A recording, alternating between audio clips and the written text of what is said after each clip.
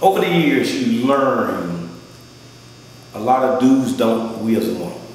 And what I mean by that is that I knew that in order to play the game, the person that put the ball in the hoop more than the next one wins. But then I found out later on there's a little bit more to that. I knew you had to play a little defense, and the only defense I ever known was a 2-1-2.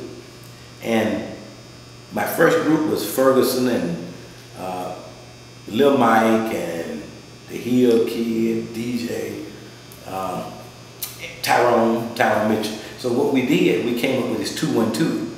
And if a kid started hurting us out of the zone, we call it man zone 1. Then if it's 2 kids hurting us, we call it man zone 2. And I would holler, they would jump to it. We knew the terminology with each other, but when I started explaining to people, guy told me, man, that's a triangle 2 and a box of 1. I do what? I never heard of that terminology. So I had to change my terminology from man zone 1, man zone 2 to a triangle 2 and a box of 1. So over the years I learned that. But I read in the book, it was John Wooden from UCLA, and it was Michigan, I believe. They had these drills they ran.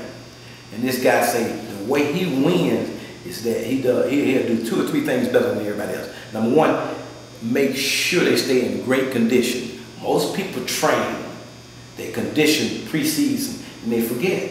During the season you have to maintain, and they don't. And discipline.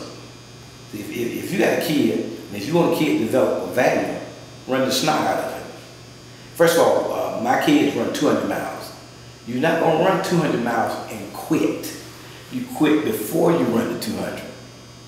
You may lose a few basketball players, but you're not going to lose those guys that are going to go to battle with you. They're not going to quit. It makes no difference what the score is, they're going to keep coming. And persistent and consistent. That's what I call it. And my kids to develop that. The kids, they are a microcosm of you. The way you coach is the way you teach. The way you teach is the way you coach. Great coach, great teacher, great coach. They run together. And if you don't believe me, look at some of those people that always won. They had a lot of things in common.